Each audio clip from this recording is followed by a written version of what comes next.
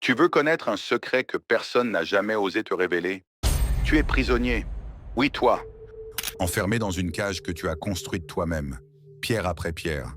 À chaque décision prise en pensant à ce que les autres allaient dire. À chaque action que tu n'as jamais tentée par peur de l'échec. À chaque faux sourire, quand au fond tu avais juste envie de hurler. Ce poids dans ta poitrine, ce n'est ni de l'anxiété, ni du stress. C'est le fardeau d'une vie vécue pour les autres. Un rôle joué devant un public qui ne paie même pas sa place pour te voir souffrir. Et tu sais ce qu'il y a de plus cruel. Personne ne t'a jamais demandé de faire ce sacrifice. Personne ne t'a ordonné de renoncer à ta liberté, à ton essence, à ton authenticité.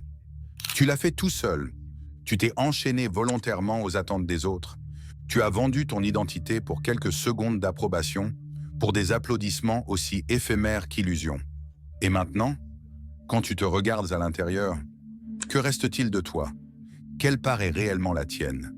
Et quelle part est née de la peur, du doute, de ce besoin maladif d'être accepté?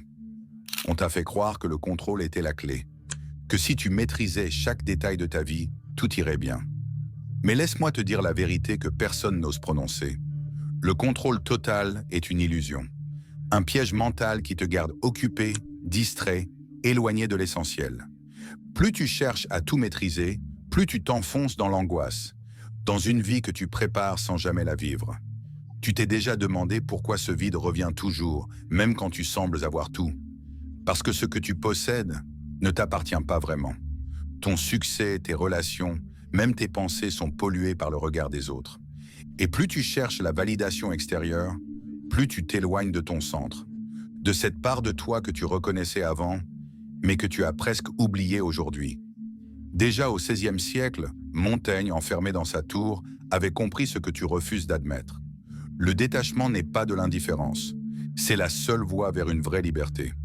Nous sommes enfermés, non par le monde extérieur, mais par notre obsession toxique de vouloir contrôler l'incontrôlable, par notre peur du rejet, par notre besoin compulsif de plaire. Mais si je te disais que ce détachement que tu redoutes tant est justement la clé pour te libérer, et si tu lâchais, juste un instant, cette corde à laquelle tu t'accroches désespérément, cette corde qui, selon toi, te sauve, alors qu'elle t'étouffe. Parce que voilà le paradoxe. Plus tu veux contrôler, moins tu contrôles. Plus tu veux plaire, moins tu es toi-même. Plus tu refuses le changement, plus il te frappe de plein fouet. Le monde n'est pas sous ton contrôle. Il ne l'a jamais été. L'accepter, ce n'est pas fuir, c'est grandir. Lâche ton besoin d'approbation. Lâche ta peur d'échouer. Lâche cette fausse identité que tu as construite pour éviter les jugements. Imagine un instant ce que tu ferais si tu n'avais plus jamais peur d'être jugé. Qui serais-tu? Que tenterais-tu si tu savais qu'aucun regard ne viendrait te condamner? Cette version de toi, libre, sans chaîne mentale, c'est ton toi véritable. Mais voilà ce qui est plus sombre encore. Tu refuses de lâcher prise parce qu'au fond, tu ne sais même plus qui tu es sans ces chaînes. Ton identité s'est diluée dans les attentes, dans les rôles imposés, dans les peurs. Et pourtant, Montaigne nous chuchote encore aujourd'hui, à travers les siècles. En abandonnant ce que tu n'es pas, tu découvriras enfin qui tu es. La liberté que tu cherches est de l'autre côté de cette peur qui te fige. Elle n'est pas dans un livre de développement personnel, ni dans une citation Instagram. Elle est ici, maintenant. À l'instant précis où tu as le courage de dire « Je n'ai plus besoin d'approbation. Je n'ai plus besoin de tout contrôler. Je n'ai plus besoin de faire semblant. » Alors dis-moi, es-tu prêt à lâcher prise? Ou vas-tu continuer à t'accrocher en sachant qu'à chaque seconde, tu t'éloignes un peu plus de ta véritable essence? Ce n'est que le début d'un chemin que tu n'as peut-être pas envie de prendre, mais que tu dois emprunter. Et la décision ne dépend que de toi. Vas-tu continuer à vivre enfermé dans une cage dorée que tu as bâtie toi-même? Ou vas-tu sauter dans l'inconnu, là où la vraie liberté t'attend, terrifiante mais vivante? Bienvenue dans la philosophie du détachement, dans la quête d'une liberté intérieure qui va bouleverser tout ce que tu croyais savoir de toi. Le chemin est inconfortable, mais sache une chose. Ce qu'il y a de plus effrayant que d'avancer, c'est de rester là où tu es. Tu crois que courir après tes objectifs est ce qu'il y a de plus important. Mais qu'arrive-t-il si ces objectifs n'étaient pas les tiens au départ? Toute ta vie, tu as gravi des échelles construites par d'autres, sans jamais te demander si tu voulais vraiment aller là-haut. Et maintenant que tu es en haut, qu'est-ce que tu vois? Le panorama de tes rêves, ou le reflet déformé de ce que les autres voulaient que tu sois. On t'a vendu une idée du succès. Mais as-tu seulement demandé ce qu'est vraiment le succès? Et surtout, à qui appartient-il? Peut-être as-tu déjà coché toutes les cases. Les bonnes études, le bon emploi, les bonnes relations. Et pourtant, quelque chose te manque. Un vide, une voix que tu étouffes depuis trop longtemps. Cette voix, c'est ton essence. Celle qui hurle dans le silence de la nuit. Montaigne, dans son isolement volontaire, avait compris une chose essentielle. Le vrai succès n'a rien à voir avec les titres, l'argent ou la reconnaissance. Le vrai succès, c'est de vivre en accord total avec ta propre nature. Mais pour ça, tu dois d'abord savoir qui tu es vraiment, derrière le masque, derrière les attentes, derrière cette image que tu entretiens chaque jour. Tu es devenu un expert de la dissimulation, tellement habitué à jouer un rôle que tu ne vois même plus l'énergie que ça te prend. Mais l'esprit, lui, ne ment pas. Un jour ou l'autre, la façade craque. Quelque chose à l'intérieur refuse de se taire. Tu veux une vérité inconfortable mais libératrice. Tant que tu vis pour les autres, tu ne connaîtras jamais la paix intérieure. Le stress, l'angoisse, le vide, ce ne sont que les symptômes d'une existence empruntée. Et pourtant, la plupart des gens préfèrent une vie inconfortable mais connue, plutôt que de risquer de découvrir qui ils sont vraiment. Ils choisissent la routine, un anesthésiant puissant qui endort ta volonté et t'enferme dans la répétition. Mais cette soi-disant sécurité a un prix, ta liberté intérieure. Car être libre, ce n'est pas faire ce qu'on veut quand on veut. C'est avoir le courage d'être fidèle à soi-même, même si cela signifie décevoir ceux qu'on aime. Tu penses peut-être, si je suis authentique, je vais tout perdre.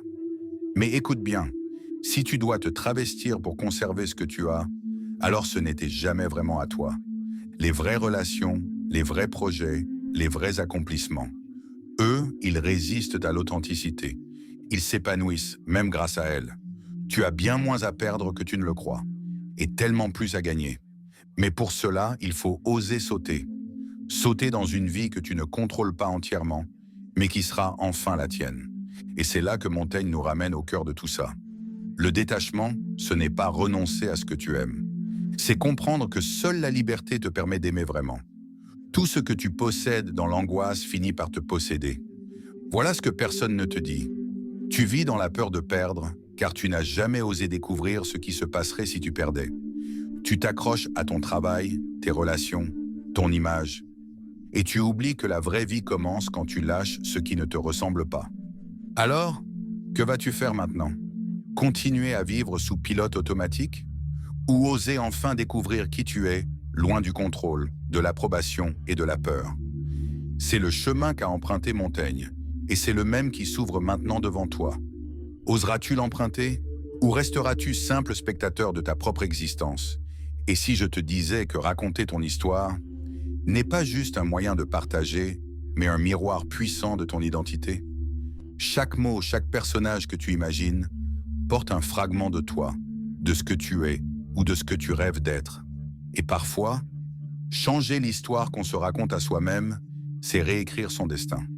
Tu vis peut-être piégé dans des récits hérités, des histoires de limites, d'échecs, de rôles imposés. Mais tu as le pouvoir de reprendre la plume. Tu n'es pas un personnage secondaire dans le scénario d'un autre. Tu es l'auteur, et chaque jour est une page blanche. Oui, même les chapitres sombres d'hier peuvent devenir les tournants d'aujourd'hui. Parce qu'au fond, c'est ça la magie du récit humain. Transformer les cicatrices en symboles, les erreurs en rebondissements et les silences en suspense. Et peut-être que le vrai art de vivre, c'est d'accepter qu'on ne sache pas exactement l'histoire qu'on écrit. Dans l'incertitude, il y a de la liberté. Dans l'imperfection, il y a de la beauté. Et si tu es arrivé jusqu'ici, c'est que tu es prêt. Prêt à écrire une histoire où tu n'es plus un figurant, mais le héros de ta propre narration. Alors maintenant, si ce message a résonné en toi, abonne-toi à cette chaîne et active la cloche pour ne rater aucun prochain chapitre. Et laisse-moi cette phrase en commentaire. Je réécris mon histoire. Je saurai que tu fais partie de cette communauté de chercheurs, de conscients et d'âmes courageuses. À très vite pour le prochain épisode. Tu n'auras peut-être pas toutes les réponses, mais tu ressortiras avec de meilleures questions.